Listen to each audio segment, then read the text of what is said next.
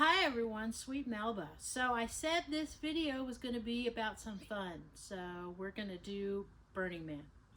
So it is a surprise to a lot of folks, friends, family, colleagues, clients, that I have been to Burning Man. I've actually been to Burning Man 4 times.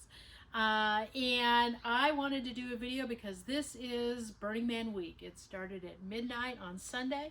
Today is Monday. Unfortunately, it looks like they're having some weather, which is always a possibility in the Black Rock Desert. And so they're having to hunker down out there right now. So we wish everybody a good burn. But I thought I would do a little background on Burning Man for those of you that have never attended.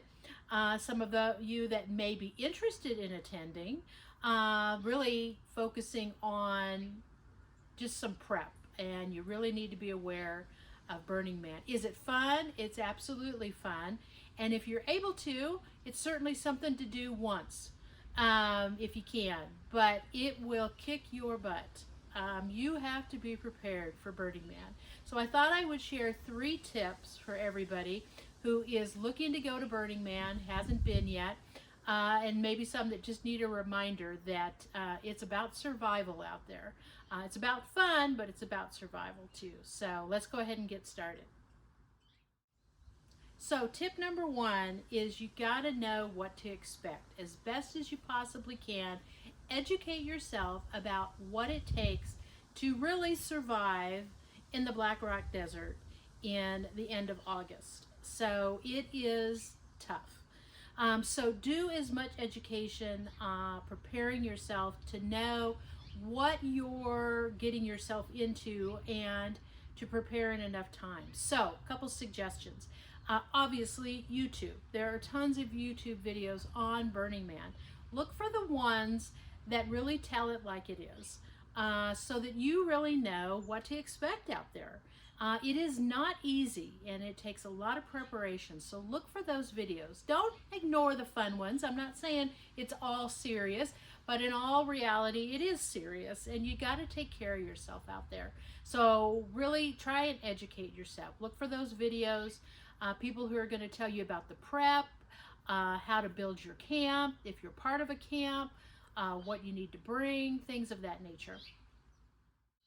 Also, read everything that you can about Burning Man from the organization. They have a survival guide. They tell it like it is, and they're not over exaggerating. You really need to take the precautions that they're recommending that you take.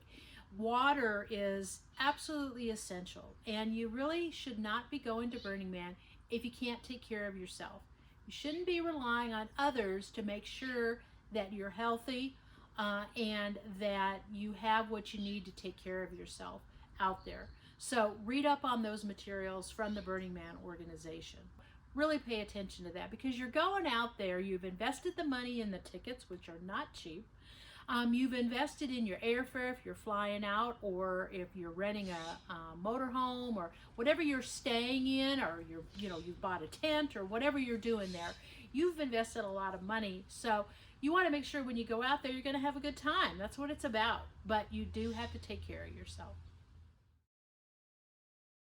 So if you know folks who have been to Burning Man before, talk to them. And again, ask them for the real story, of what it's like out there on the desert. Because again, you have to bring everything you need to take care of yourself for the week or however long you're out there. I typically didn't go for a full week. My husband went. He was always part of the building team for his camp. So he usually was out there for about 2 weeks, 2.5 weeks. And I usually came out about 5 days. So that to me was my comfort level of what I thought I could handle for that time. And certainly after the first time I went, I knew a little bit better, and I was comfortable with that. Again, it's tough. So I really had to assess, and I think you do too, what you think you're prepared and capable for in that environment. So be realistic. And so by talking to people who have been before and really getting the ins and outs, of what to expect and how you need to prepare, that's going to be your best option so that you have a fun, safe burn. So talk to people, learn as much as you can. My recommendation is if you have never been to Burning Man before, don't go alone. You know, even if you're a couple, you know, or two or three people or whatnot, don't go alone. Try and find some other folks who have been that you can go with, maybe from your community. A lot of communities will kind of set up their own kind of groups so that you can all communicate together and prepare, and maybe you travel out together or you prepare in terms of being in a camp together. You certainly don't have to stay with them, but if you choose to be in a camp, I would recommend that. There are lots of camps. So you can educate yourself on those different types of camps, what those themes are, what activities go on in those camps. So you can find camps to camp with. So again, my personal recommendation, don't go it alone. Have a community with you when you go. And that way I think it really helps you economize in terms of your the things that you're bringing for the event. Your camps are going to have some infrastructure that will be helpful. For example, portable showers, because there's no place to take a shower. There may be some camps that are offering shower facilities, but with 70,000 I think plus people out there now, you need to have some idea of how you're going to keep yourself clean as well. And so being in a camp, a lot of times they will have shower facilities that they have set up, and you're going to volunteer to be a part of that camp. You're probably going to pay a fee, but you're also going to become a volunteer in the camp, and you're going to take on responsibilities and help in different areas, because again, it's a community and you want to be part of that community and sharing in the responsibilities to keep everybody as safe as possible.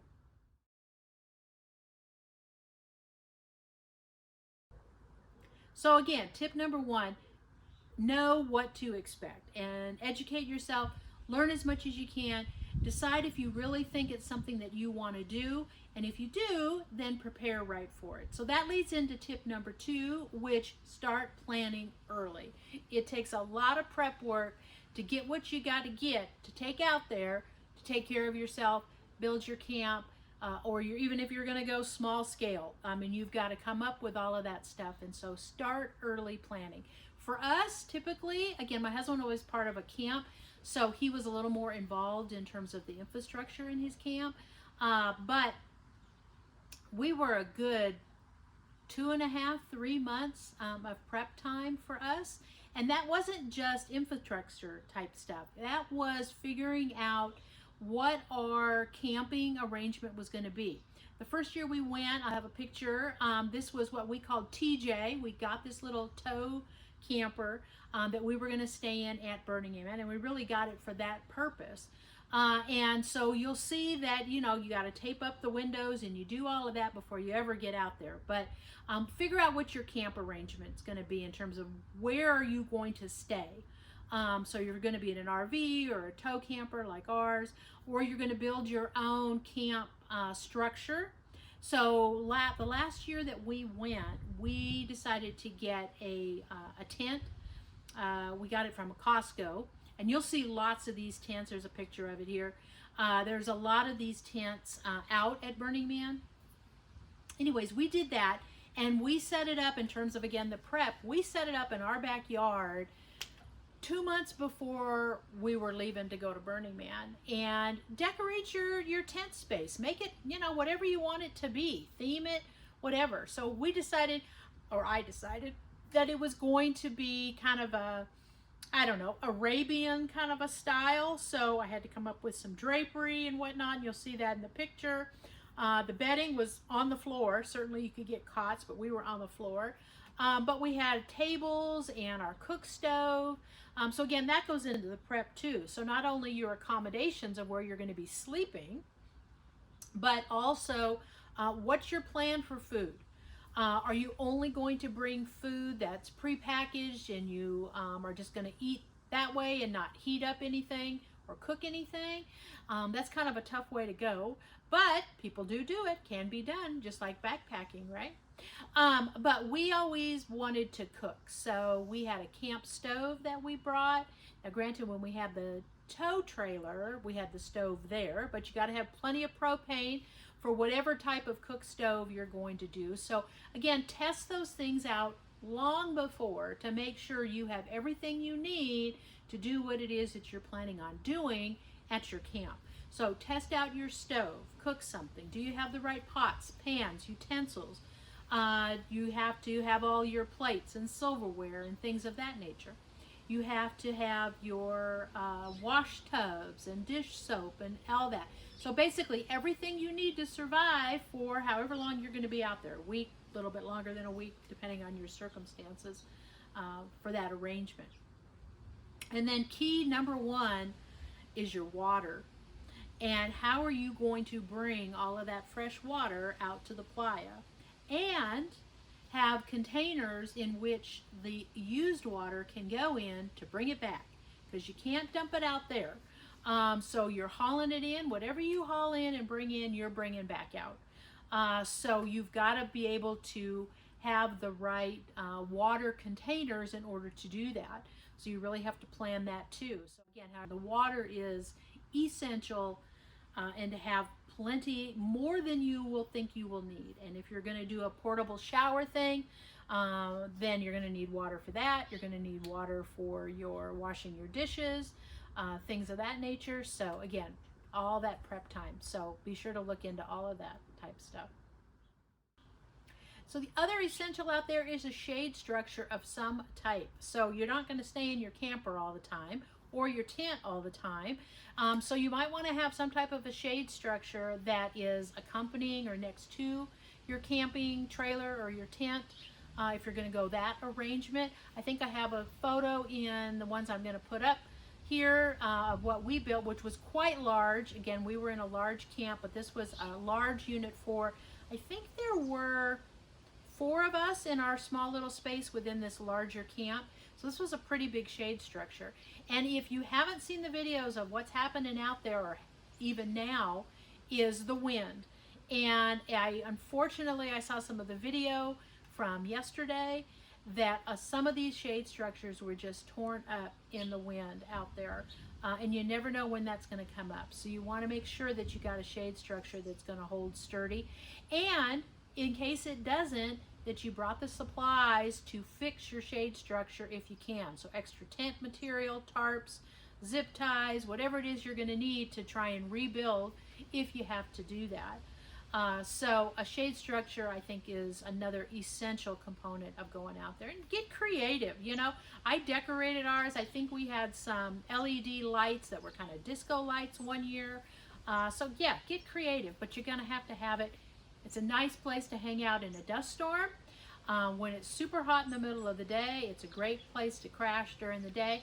And I'm going to talk a little bit about some of the fun stuff, because this isn't all just gloom doom. But I just want to share all of my tips. So again, you have a fun time out there. So we'll get to some of that fun stuff here in just a minute.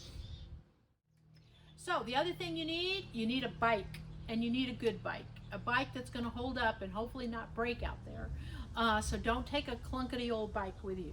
Make sure you got a good bike, and that you have tested the brakes, the tires, all of that stuff. You got to have a bell. Put a bell on there. That's always fun to get a bell with a neat sound. And I'd recommend a basket. You want to be able to haul stuff around if you need to. And we actually brought a wagon that we could tow behind our bike, especially for going to get ice. So you can buy ice, and if it's still the same, because it's been a few years since we've been, but if it's still the same, the only thing you can buy is ice and coffee. So bring cash for the ice. So we brought a little Red Ryder wagon, and we could tie it onto the back of our bike, ride it to the ice place, get in line to get your ice, and to haul it back to your camp. So you might want to think about a little red wagon or something to hold it in. Certainly a basket on a bike won't be big enough for that. I mean, one bag, but if you're needing more than that, which you probably will, you're going to want something a little more hefty to be able to tow that behind. But Other key part about your bike, again, fun, decorate it, make it safe, but decorate it, have some fun with it. But the other thing about your bikes is bring enough supplies in case you have a flat tire, if you need tools, bring stuff to fix your bike. There are camps that will help fix bikes, but it would be great if you brought some stuff that you could do that on your own if you need to. So some spare tubes to go along in case you get a flat or something like that. So just be prepared for the stuff that's going to go wrong, because it will go wrong. And you have plenty of lights on your bike. That's one of the fun things in the decorating of your bike, is getting the LED lights to put on there, solar lights, whatever the case may be that you're looking to do there. But you want lights on your bike, not just on the front, but you want them on your wheels, on the body, things like that. So have some fun with that, but it's a safety feature because there is a lot of movement going on.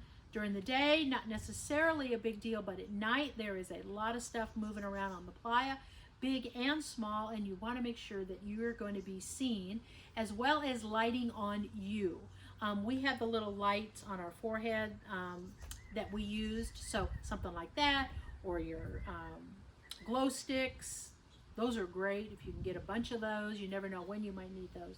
But light up your bike, light yourself up as well in terms of people being able to see you at night.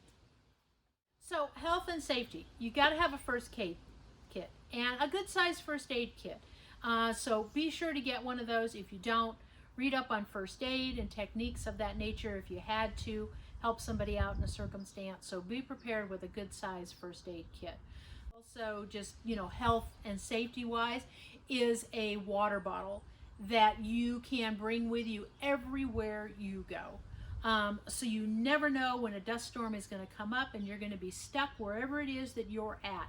And you always want to have water with you. So get a good water bottle to bring along. So dust gear, there's a picture here. This was my first year, but we pretty much had this every year we went. Those dust storms are awful. And that playa dust is so thin, just gets everywhere. But you want to protect your lungs and your eyes. So goggles, essential, and some type of a mask. We went with painter masks when the dust storms were really bad, as this picture shows. My husband loves this picture. But you need both of those. And those are things that can go in your basket on your bike. Keep it on you as well when you get off your bike. Just be prepared, because you never know when those dust storms are going to come up. And when there is a bad dust storm, you're stuck where you are. So you want to make sure that you have that. I mean, there were many times that we were in our shade structure, which was open, and that was a benefit of the shade structure. Just another little tip. We didn't have it enclosed. We had it like 3/4 of the way, I think, enclosed, as you saw in the picture. But that way we could sit there and watch the people's going on. I mean, that's part of the fun. I'll get to that. But people watching at Burning Man is a lot of fun. But we would sit in our shade structure with our gear on because the dust storm was going on and there wasn't anything else we could do. So we made the best of it, had all our gear on, and just sat there and played cards or did whatever we could do to pass the time during one of these dust storms. So something to think about for sure. Potties, the porta potties, whatever you want to call them. Your camp or wherever you're camping may not be very close to the porta potties, and there's lots of porta potties set up, but you may not be close to it. So for us, my comfort really, my husband did as well, but we created a pee bucket, whatever you want to call it. We used a 5-gallon bucket. We got a pool noodle, the styrofoam pool noodles. We cut that so that it would fit on the opening of the 5-gallon tank. I don't think I have a picture of that. And then we set up a toilet paper stand and whatnot, and we had that in our tent. Granted, in our camper, we had our camper, but you really have to be mindful about using your toilet in your camper, because once it's full, you're not using it anymore, or you're going to have to figure out a way to connect with one of the dump porta potty, not port, yeah, porta potty dump places that come by. I forget how much it costs. Sometimes you can get them to empty your tank, but you may not. So anyways, having that extra facilities in the middle of the night when you didn't want to get up and have to walk all the way to the porta potty was very handy. And again, in a dust storm, rainstorm, whatever's going on, having that at your camp was helpful. And you know, in the next morning, you go to the porta potties and you dump it and you rinse it out and you bring it back and you're ready to go for the next night. So just a suggestion. And the ladies too, they have, you might want to check out the pee funnels for the ladies. So be sure to bring one of those just in case you need it. So also on the prepping, your costumes. If you're going to dress in costumes, I put a little very low-key costume on for today in honor of Burning Man Week. But if you're going to have costumes, start early on that prepping. I am not a sewer, but I do have a sewing machine, and so I winged it. I did the best I could for our costumes, my husband and I's. They weren't perfect, but they were different things that we wanted to do. Or if you're going to buy them online, buy early so that you can get it, try it on, make sure it's going to fit. If it's not the right size, you can order another one. You've got plenty of time for that. Certainly there are stores, if you're in certainly California, in Nevada, there are thrift stores and whatnot that really focus on the costumes for Burning Man, but any thrift store, Halloween outfits used, put together some ensemble with thrift store, you don't have to spend a lot of money on your costumes, and that's really a lot of fun. A couple tips on the costumes: make sure it's comfortable. Is my suggestion. I like to be comfortable, but some of the costumes, you know, if you're really going all out, they're probably not the most comfortable thing in the world, but you're expressing who you are, who you want to be that day, right? And then the other thing, ladies, just keep in mind ease of removal to go to the bathroom.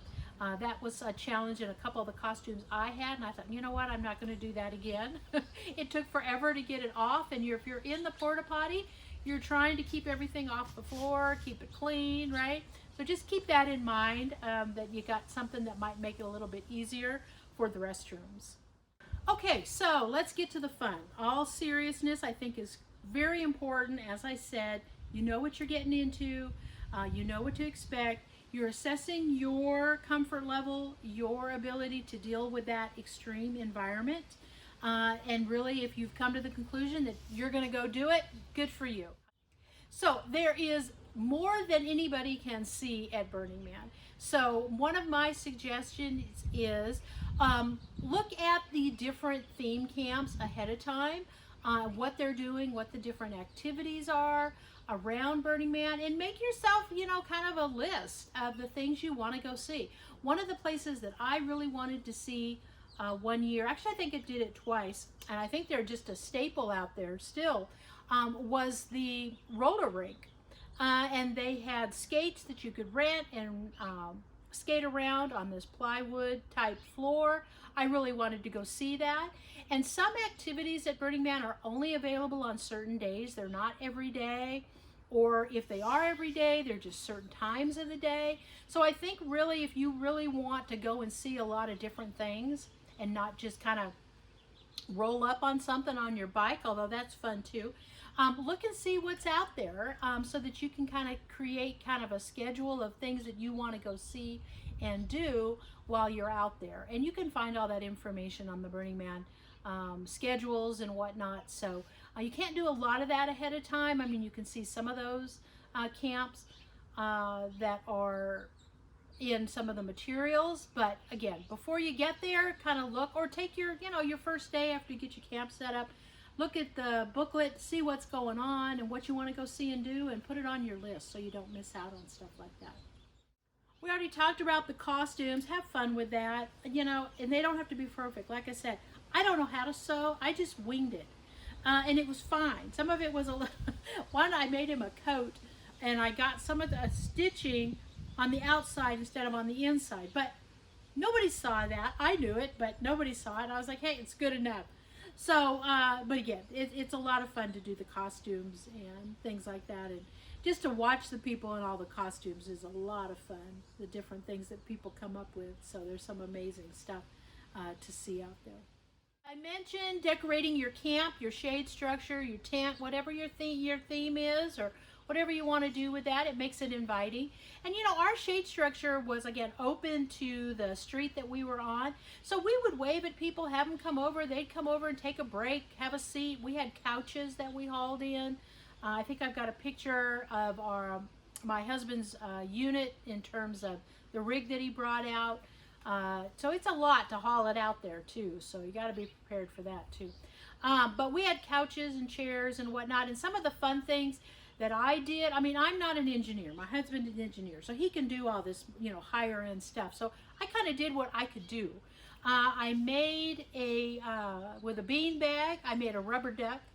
See a picture of that? That was a lot of fun to do. And then it took me a few weeks to do that, all the sewing and the stuffing and whatnot, but it was a lot of fun. We had it in the shade structure. People were like, hey, kind of come over, sit on it. So, you know, come up with things that are going to be interactive, ways for people to come up, for you to meet people, be involved. Some of the other things that we did as far as interacting with people in our camp, we did breakfast burritos one day, where we brought all the stuff. There were probably about 4 or 5 of us that were cooking and preparing the burritos. And we just got out there. My husband loves his megaphone. Got out there with his megaphone and let everybody know we had free breakfast burritos. Come on by. So everything's free out there, whatever's being offered, except the ice and the coffee, unless they've added something else. But we did the breakfast burritos, and it was a lot of fun. One of our campmates, it's hot out there. He was a cooker in his tighty whities. So that was his outfit for the breakfast burritos. So you just never know what you're going to come across. Now my husband, he did his in his tutu. So don't forget, if you're going, you've got to have a tutu for Tuesday, Tutu Tuesday. So be sure to bring a tutu.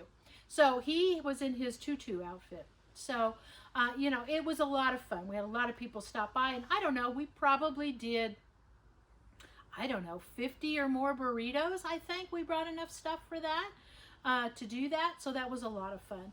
And then sometimes we just kept it really simple too. We had Tootsie Rolls. We bought, I don't know, 3 or 4 of those big boxes of Tootsie Roll Pops from Costco and just handed them out randomly one day or another day during the week. So that was a lot of fun. People were like, hey, this is great.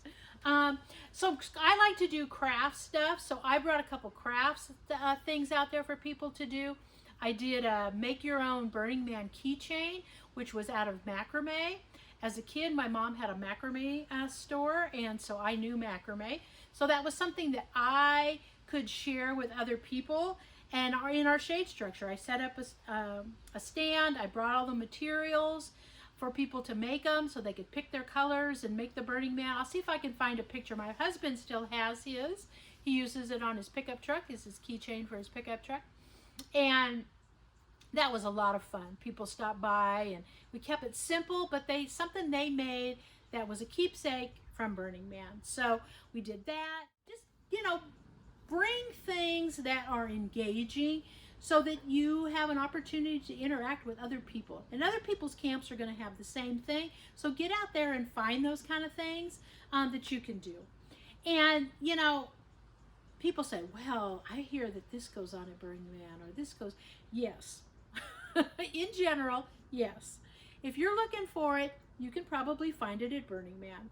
So my only suggestion on that is be safe and have fun. And, you know, your comfort level with different things, maybe you want to branch out on some new things, but again, if you're looking for certain types of activities, you can find it at Burning Man. I'll just leave it at that. The other thing that we always did every year that we went, we always made gifts that we could give to people that we met, or somebody did a favor for us, or just, you know, just a way to give something to people. We probably made 50 to 100 of them each, and I'd come up with my own thing. My husband would come up with his own thing, and they were just gifts that we could give to people that we interacted with, and ask them, you know, if they want them. Some people don't. But we have a lot of them in our box. I'll do a photo of our box of trinkets and stuff, of things that people were making and giving away to other people just to, say, hey, it was great to meet you. Here's a remembrance of me or the event itself. So come up with something something small that doesn't cost a lot that you could bring out and give to people. It's a fun thing to do.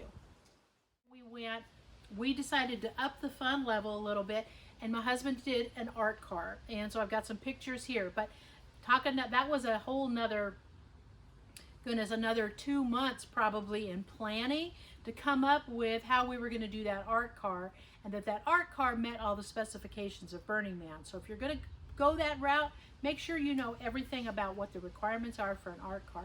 But ours was a mouse chasing a piece of cheese. So it was a lot of fun. It was a lot of work, but it was a lot of fun. And it was a great way for us to haul our friends around from our camp. It just was really nice. But it was an issue when there was a dust storm. We were stuck where we were until that dust storm was over. So there's obviously some responsibility and education that goes into doing an art car, but certainly a lot of fun. But you don't have to do an art car. There's plenty of them out there for you to have a lot of fun with. But something new that we wanted to do, and we really had a good time with it. So Burning Man during the day is hot. It's very crowded, but Burning Man at night is a whole nother experience. There are so many things that are lit up, colored, just the camps, because there's no lighting out there really, unless you're in the Esplanade area, or you're going down the avenue down to the Man. But at night is really fun. Remember, be sure to make sure your bike and you are lit up as well. But get out there at night and seeing those things. This is part of that. If you can go to Burning Man, it's an experience for so many different reasons. But what things look like at night is just a fun, light night show. Whether you're going to some of the burns, where they're burning some of the art structures, or you're going to a conclave, a fire show, fire conclave. It's just fun stuff. And certainly the burning of the Man and the burning of the temple. You don't hear a lot about the burning of the temple, but the burning of the Man, that's a very exciting experience. People get very into that whole burning of the Man. And you can watch that. By the way, I should have mentioned earlier on, there is a Burning Man live webcam, so you can watch the webcam. And I think I'll put something at the beginning of the video now that I say that, for people to know that. And there is BMIR radio, and you can listen to that. It's on iHeartRadio, BMIR. I think it's 94.5. So that's broadcasting, and I tune in. I tuned in this morning, listened to see what was going on out there. So the temple burn is on Sunday, and a lot of people leave before the temple burn. If you're going to leave before the temple burn on Sunday, be sure to make a point of going out and spending some quiet time at the temple. The temple is reflective. It's, for some people, an opportunity to let things go that need to be let go. And you can take pictures out there of loved ones, just poems. You can write on the temple. If you've got something to say, again, that you want spiritually to be let go, set free, whatever that situation is for you, that's what the temple's for in doing that. It's a very somber event. People go and spend time out there long before, the burn on Sunday, and place things in the temple. My husband has done that in the past. I have not, but I really do enjoy going out to the temple and just spending some time out there with my husband. It's a very individual thing, and it's different for every person, I think. But the temple is really an important part of the Burning Man experience, I think. So if you can stay to be able to watch the temple burn, I think it's a very moving spiritual experience and a great way to wrap up the whole week that you've been out there in this, and just a great opportunity to reflect. And you can see those videos online, so if you're not familiar with that, look for the temple burn and previous Burning Mans. so that you can see that. You may find some video of that. You may not find a lot of it. Again, it's kind of considered a sacred, very spiritual moment. So you may not find a lot. I'm sure there's a few things out there, but we don't take any photographs. We don't take any video out there.